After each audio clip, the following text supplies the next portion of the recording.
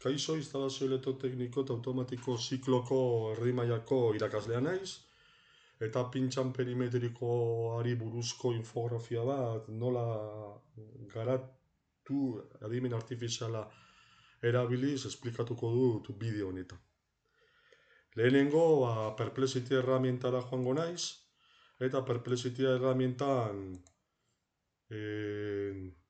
joango naiz hilo berrira eta saiatuko naiz pintxan perimetrikoari buruzko infografia batek zer egitura izan dezakeen jakin ahal izateko infografian zer sartu. Eta horretarako promptean instalazio elektrotekniko eta automatiko zikloaren erdi mailako irakaslea naiz, eta nahiko nuke pintxan perimetrikoari buruzko infografia batetan agertuko litzatekeen informazio garrantzitsua.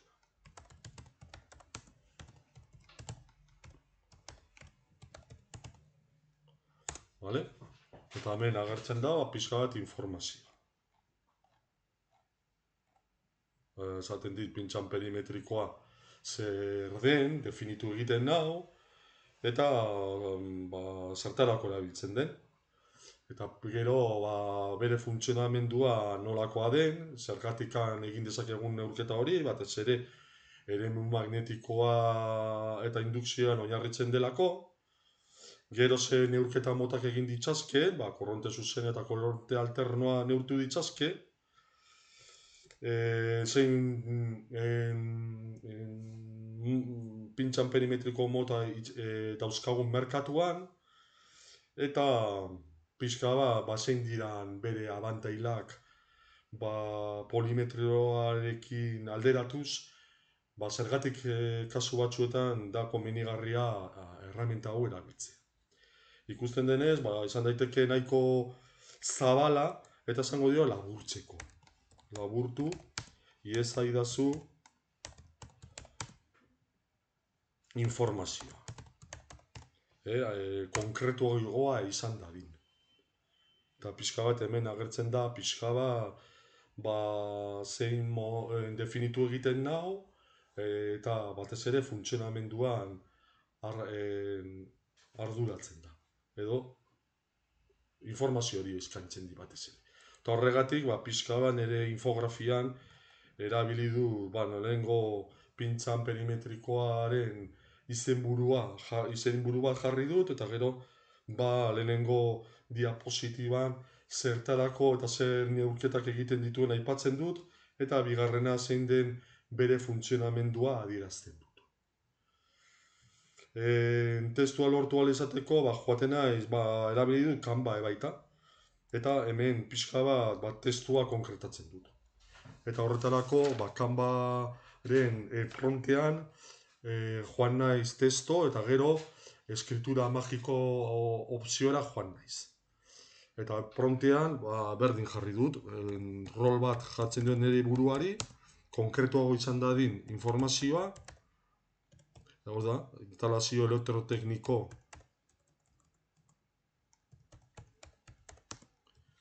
eta automatiko zikloko irakaslea naiz, eta zertarako erabiltzen den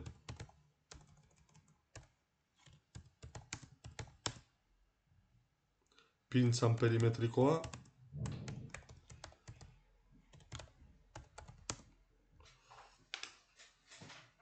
adierazi ezaidazu.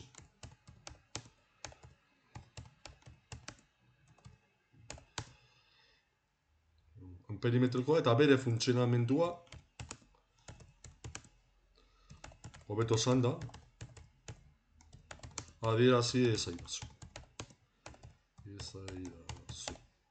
Eta hori, agertzen da pixka definitu egiten nau, zein urketa motak egiten ditun, eta bere funtzionamendua zertan oinarritzen den, batez ere eremu magnetikoan. Eta horti, informazioa ez guztia, baina selekzionatu egiten dut, eta nire infografia jarri dut. Lehenengoan, pixka bat zertarako erabiltzen dut, eta zen neurketa motak egiten dituen, eta gero bere funtzionamendua nolakoa den adierazten dut. Irudia aurkitzerakoan, pixka bat hemen Perplexity-ra joan naiz, eta Perplexity-n prontean erderaz jarri dut, zateko euskeraz konprobatu detenez nahiko gabeziak ditu. Eta prontean jarri dut erderaz. Eta bertan, quiero una imagen de una pinza. Bueno, lehengo esango dio, soy profesor. Nere rola emango diot, soy profesor del ciclo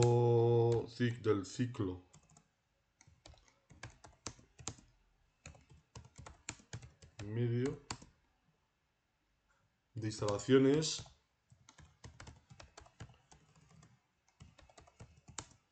electrotécnicas y automáticas. Y quisiera una imagen de una pinza amperimétrica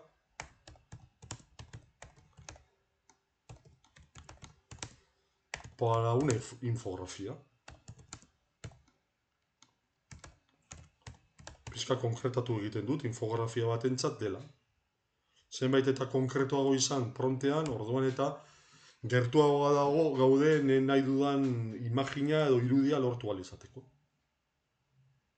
Eta hemen ikusten denez, neurketak nola egiten diren, eta pintxan perimetriko orokor baten irudia agertzen zait. Zenbait eta konkretuago izan, hobeto. Eta hemen imaginen bat hartzen dut. Adibidez, hau. Gero baita ere, Canvan ere lortu dezakegu imagina. Eta horretarako nijoa elementoz, eta baita erderaz jarriko du prontean testua. Imagin gehiago agertzen zaizkitelako. Quiero una imagen de una pinza amperimétrica midiendo, jarriko dio. Eta hemen jartzen da, pixka bat nola egin neurketa, eta pintzan perimetrikoari buruzko, batez ere, bi irudia gertu zaizkita. Eta hau da guztia.